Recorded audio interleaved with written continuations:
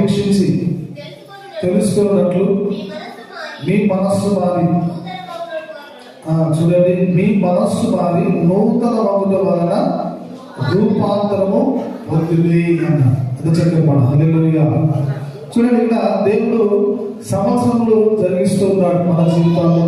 దేవుడు తన కార్యాలను మరి నూతన పరుస్తూ ఉన్నాడు. మరి మనమేం చేయాలి అని అంటే, ఇక్కడ అపోస్తలుడైన పౌలు మరి రోమ పత్రికలో మరి తన రోగులకు సంఘానికి ఈ మాటలు తెలియజేస్తూ ఉంటున్నాడు.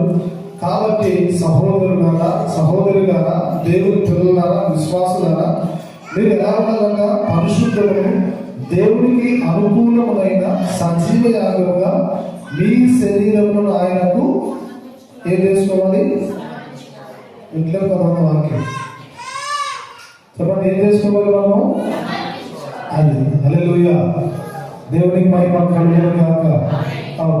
అలాగే మన దేహాలు సజీవ యాగంగా సమర్పించుకోవాలి అన్నట్టు దేవుని వాత్సల్యమును బట్టి మేము ప్రతిమాలు కూర్చున్నాము.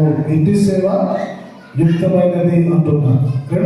మీ రెండవ వచనంలో మీరు ఈ లోక మర్యాదను అనుసరించవద్దు. ఈ లోకం ఏమంటుంది? బ్రతికిన రోజు కొంతమంది అంటారు, బైబిల్ ధనవంతులు కూడా అన్నాడు, తినుము, తాగుము, సుఖించు, సంతోషించు. అంతేనా జీవితం అంటే? అనుకున్నాం మనం. అది తినడం అనేది ఒక పాపం. సుఖించడం అనేది కూడా అన్ని సమయాలు మనకు సంతోషించలేదు. కొన్ని సంవత్సరాలు అటు ఉంటాయి, కొన్ని సంవత్సరాలు ఇటు ఉంటాయి. అయితే మన జీవితము ఎటువంటిది అంటే, ఈ లోక మర్యాద మనం అనుసరించకూడదు. ఈ లోకము మనకే, ఈ లోకము ఉన్నంత వరకే కాదు మన జీవితం ఉండేది. ఈ లోకం తర్వాత మరొక జీవితం ఉన్నది మనకి. ఇందుకు ఇక్కడ మనము సంతకు వచ్చాము కదా. సంతకు వెళ్ళాడు వ్యక్తి, ఐజాక్ వెళ్ళాడు కదా, నాగులకు వెళ్ళాడు, గద్వాలకు వెళ్ళాడు, మారుమూలకు వెళ్ళాడు, వయసుకి వెళ్ళాడు. అక్కడే ఉంటారా వస్తారు? అక్కడే ఉంటారా వస్తారు? వస్తారు కదా. రైట్. హల్లెలూయా. మనం కూడా అందరూ పరలోకంలో లోకానికి వచ్చాం, దేవుని దగ్గర నుండి లోకానికి వచ్చాం. దేవుని దగ్గరికి మనం అందరూ కూడా వెళ్ళాలి.